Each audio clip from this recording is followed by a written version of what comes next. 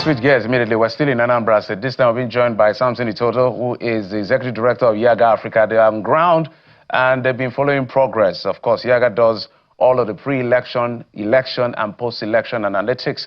And Samson, thank you so much. Mr. Samson, thank you so much for coming on the program.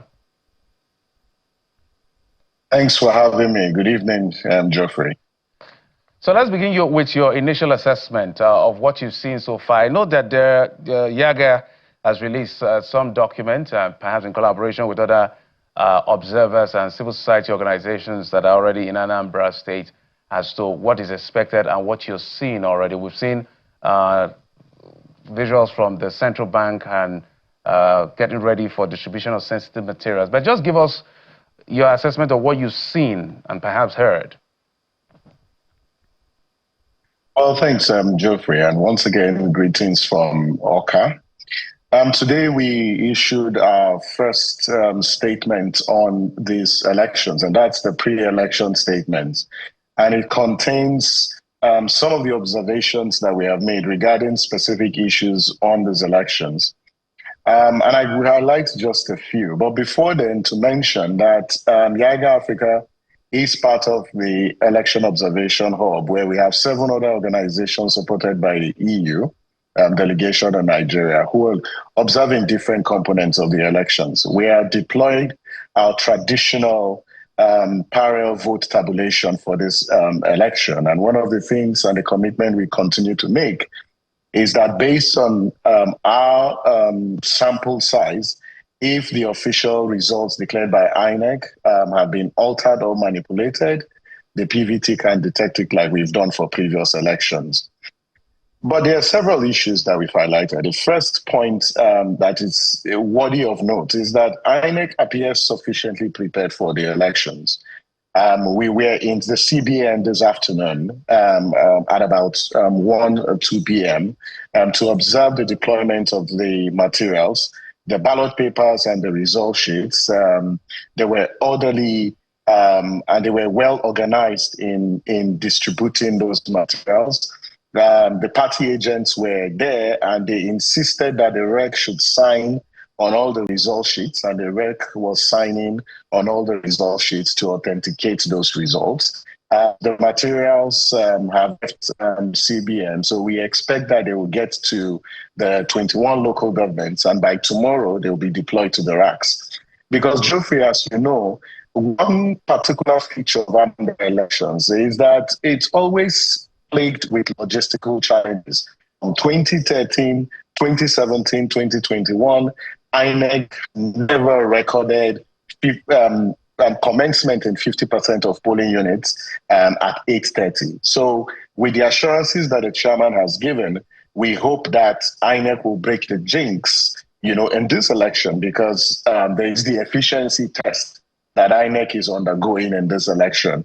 And that's to ensure that polling units open early enough for voters, to cast their vote. I think the second bigger issue relates to insecurity in some of the, what you call hotspots around Ihala local governments, all in Agwata and some of the riverine areas, ensuring that there's adequate deployment of security. Because if the security agencies don't provide security for INEC officials and the materials, it will be very difficult for INEC to deploy. So for those areas where you have gunboats, you have all sorts of machinery that have been deployed to support the election process, we hope that the security agencies will cooperate with INEC and provide the necessary security. But so far, so good. Everything seems peaceful in the state, and I think the state is primed for voting. We hope that they record high turnout in this election, because in 2021, they only recorded 20.1%, 10.21% turnout, which is abysmally low. But I think everything has been put in place to encourage voters to show up to cast their vote. That's why I wanted to even go in terms of my question. I know that Demley North and Oka South, they carry the biggest chunks in terms of registered voters from the data available provided by INEC. What do you expect in terms of voter turnout? Because even for general elections, we've seen how a lot of people collect these PVCs, and then when it's election day, for multiplicity of reasons, people don't show up. to vote, and materials are wasted, and all kinds of things happen in the first place. Some people have said, oh, sometimes low voter turnout benefits set A as against set B. So you've been in the city and you've seen what is going on. Do you expect a fair voter turnout, and what will be fair by your own assessment or by the organization's assessment? Quite frankly, if you look at Yiaga Africa's statement, I don't have good news for you. We have projected a turnout that will be lower than 20% because you know of the reactions from voters in the state. And really, I think that the people of Anambra really have an opportunity to demonstrate their faith in democracy. This election is an opportunity for you to elect a leader. The institutions involved have demonstrated that they are prepared to ensure that the process is transparent. You just need to perform your own part of the bargain, which is showing up to vote at this election. A situation where a minority are determining who governs the majority is totally unacceptable. And there are people of Anambra, very enterprising people, and we continue to urge them to show up in their large numbers to prove the naysayers that Anambra people don't participate in elections or they don't believe in democracy. You have an opportunity to do that. INEC has assured that materials will be available. So just perform your own bit. But if we look at the data and as well as the interactions with voters, honestly, we may not record more than 20%. But we just hope that voters will heed this call. But you know, the politicians also need to be held accountable for this. And it's a question of how have they governed in such a way that it encourages people to show up to cast their vote. It's also on the institutions involved. And to what extent do voters feel secured that when they show up, their lives will not be threatened either by thugs or by cultists? Because in the build-up to this election, we've seen a high prevalence rate, you know, of kidnappings, of cult activities, to the extent that you have even vigilante groups that have been recruited either by political elements to intimidate people. And the security agencies have said unequivocally that vigilantes will not be part of the security architecture, you know, for this election. And we hope that they really enforce that so that voters can feel secure to cast their vote. And our call, you know, to the people of Anambra is to come out, go to your respective polling units, cast your vote, if possible, remain there until the votes and the ballots are counted, and keep oversight. Because if this election is successful, it's not successful because of INEC or all the security agencies. It's successful because you as a voter, you're performing your own statutory responsibility because you are an indigene of this state, as well as a citizen of Nigeria, which is a constitutional democracy. Yeah, I just finished speaking just before I started speaking with you with one of the candidates who will be on the ballot on Saturday. And my last question was very deliberate, which is what I want to ask you. In terms of the perception, if you've spoken with any of the candidates or if you watch their body language or seen how they carry out their activities in terms of campaigns to this moment, do you feel that the candidate, because that's one conversation sometimes we perhaps miss out, that plays out in how we see outcomes. Do you think that the candidate themselves are confident that the process will be free, fair, credible? I think it's a mixed bag. It's a mixed bag. There are some candidates who believe and trust the process. There are some who don't. And you cannot blame people for the views that they hold. And this is why the new INEC chairman has reiterated the point that this is a litmus test. They will do everything possible to restore public trust and confidence, you know, in the voters.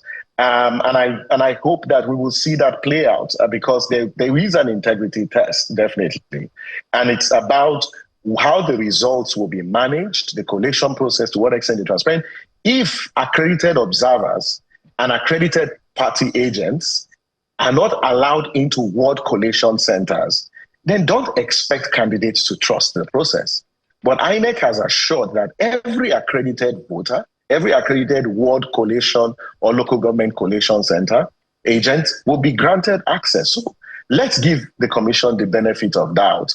But I urge that for the candidates who don't have trust, sitting back is not going to help.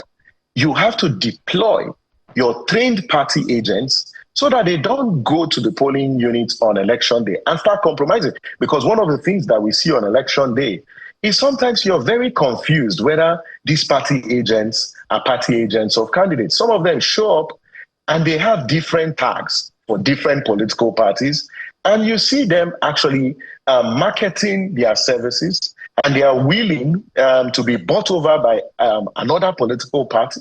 And so candidates also need to provide some level of oversight. It's not just about saying you don't trust the process. The question is, what are you doing to keep watch over the process, to complement what media organizations are doing, what civil society organizations are doing, as well as what citizens are doing? Yes, let's begin to quote Tom. And you've mentioned something. I think it was Yiaga also that raised that concern during the election, denial of access to some of the collation centers. I think it was a World Collection Center also.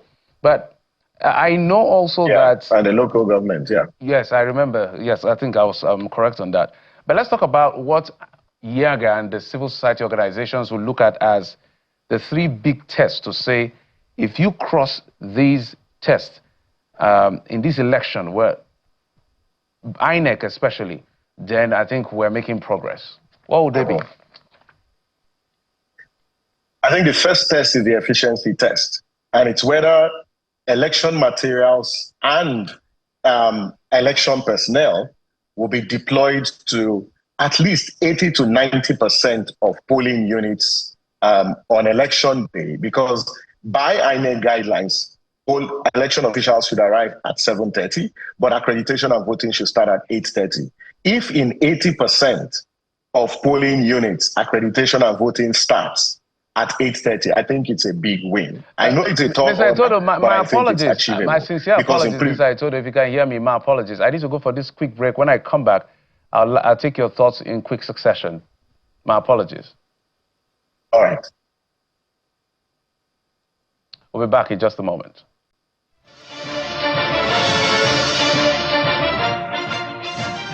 Thanks for staying with us.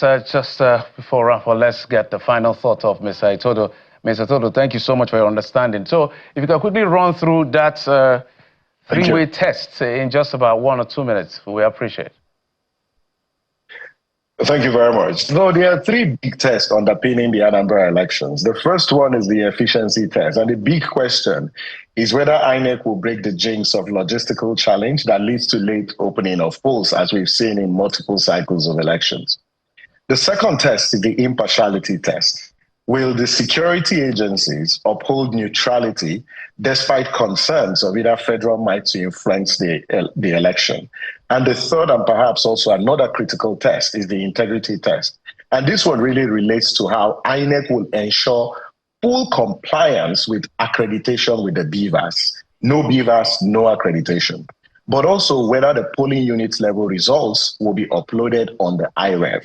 These are critical issues, and INEC has assured stakeholders that polling unit level results will be transmitted or uploaded on INEC's election results viewing portal. So we are all expectant. These are the three tests: the efficiency test, the impartiality test, and the integrity test. If they pass all these tests, then we can say with a high degree of confidence that this election has passed the integrity test, or perhaps the integrity quotient of this election is higher than previous elections that we've seen. And that's really the scenario and where we want to be by Saturday or Sunday or Monday, whenever this process is concluded.